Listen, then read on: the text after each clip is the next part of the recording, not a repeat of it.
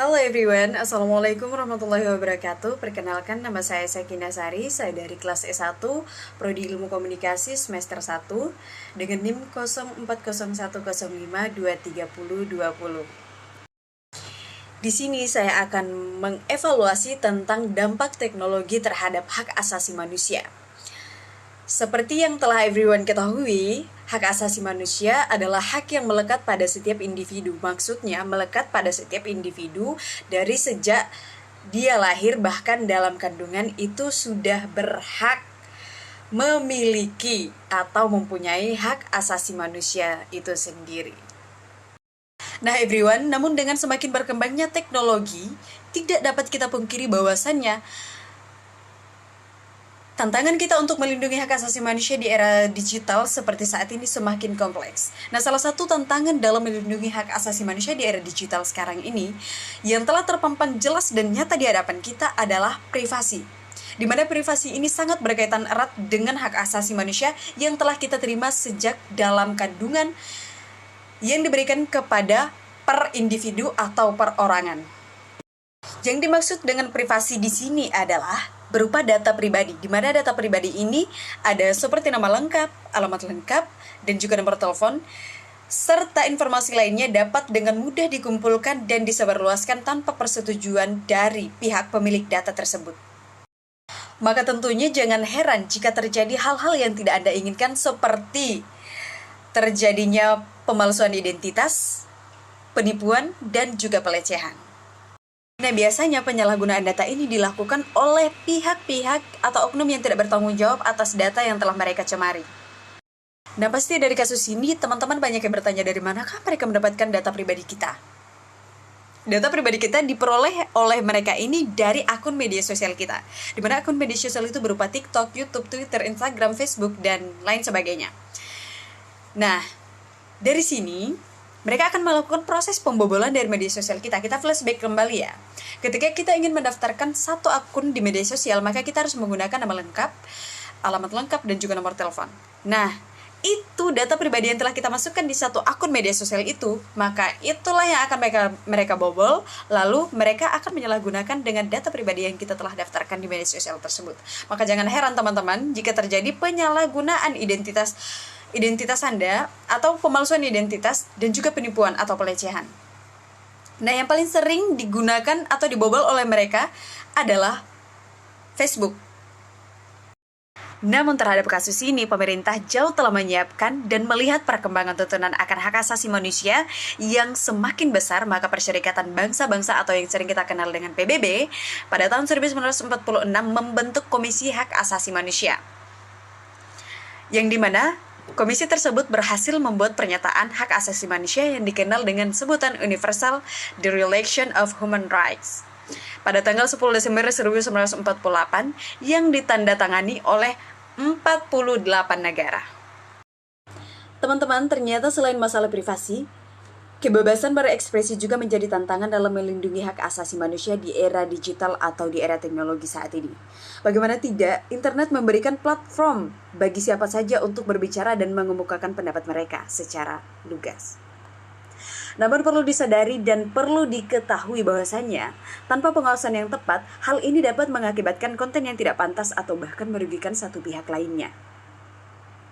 Nah, teman-teman, perlu kita ketahui bersama bahwasannya kebebasan berekspresi atau kebebasan berpendapat yang terlalu berlebihan itu akan mengakibatkan hal yang sangat buruk dan fatal bagi kesejahteraan manusia. Tentu saja ini sangat berkaitan erat dengan hak asasi manusia, di mana ketika kita telah membludar bebas sekali dalam berekspresi atau mengkritik seseorang, maka kita itu akan menembus jalur SARA, di mana SARA ini adalah menyerang pribadi seseorang, di mana pribadi ini sangat berkaitan erat dengan hak asasi manusia yang dilindungi oleh bangsa dan negara kita.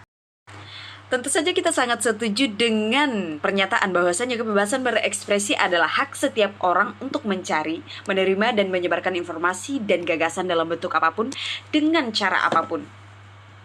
Ini termaksud ekspresi lisan yang tercetak maupun melalui materi audiovisual atau video visual. Kebebasan berekspresi atau kebebasan berpendapat juga akan memicu terjadinya kesalahpahaman antar umat beragama. Tidak hanya antar umat beragama saja, namun juga terhadap bangsa dan negara. Mengancam persatuan dan kesatuan umat berbangsa dan bernegara. Itu salah satu akibat dari terlalu bebas dalam berekspresi. Namun teman-teman tidak perlu khawatir, untuk hal ini telah ada solusinya untuk masalah kebebasan berekspresi ini, yaitu dengan mengembangkan regulasi dan aturan yang jelas tentang konten yang diperbolehkan dan tidak diperbolehkan. Nah teman-teman, selain solusi yang telah saya sebutkan sebelumnya, di sini saya juga memiliki beberapa solusi yang dapat dilakukan untuk melindungi hak asasi manusia di era digital atau di era teknologi sekarang ini. Tentu saja ini sejalan dengan 5 dasar negara kita, yaitu Pancasila. Yang pertama, penting untuk meningkatkan kesadaran tentang hak asasi manusia di kalangan masyarakat. Karena mayoritas masyarakat Indonesia adalah buta huruf, maka kita harus melakukan fasilitas untuk mereka, yaitu berupa sosialisasi. Kita harus melakukan sosialisasi untuk masyarakat yang awam tentang hak asasi manusia. Bukankah semakin banyak orang yang memahami pentingnya hak asasi manusia, semakin besar pula kemungkinan mereka untuk melindungi hak asasi manusia mereka sendiri dan orang lain. Maka dari itu kita harus melakukan sosialisasi terhadap masyarakat awam tentang hak asasi manusia, khususnya di kalangan masyarakat. Nah, untuk solusi yang kedua teman-teman, yaitu ada pengembangan teknologi yang lebih baik juga dapat membantu dalam melindungi hak asasi manusia di era digital. Misalnya, pengembangan teknologi blockchain dapat membantu meningkatkan privasi dan keamanan data pribadi seseorang. Sedangkan pengembangan teknologi kecerdasan buatan dapat membantu dalam memerangi konten yang tidak pantas. Kemudian ada solusi yang ketiga, yaitu penting untuk memastikan bahwa lembaga pemerintah dan swasta mematuhi regulasi dan aturan yang telah dibuat untuk melindungi hak asasi manusia di era digital atau di era teknologi saat ini. Nah, jika regulasi dan aturan tidak diterapkan dengan baik, maka perlindungan hak asasi manusia dapat menjadi terancam. Nah, solusi yang terakhir atau yang keempat adalah kolaborasi antar pemerintah, swasta, dan masyarakat juga sangat penting dalam melindungi hak asasi manusia di era digital atau di era teknologi saat ini. Semua pihak harus bekerja sama untuk mengatasi tantangan yang ada dan memastikan bahwasannya hak asasi manusia ini telah dihormati dan dilindungi di era digital atau di era teknologi saat ini. Dalam kesimpulannya, melindungi hak asasi manusia di era digital atau di era teknologi saat ini merupakan tantangan yang kompleks, namun hal ini sangat penting untuk dilakukan agar hak asasi manusia tetap terjaga.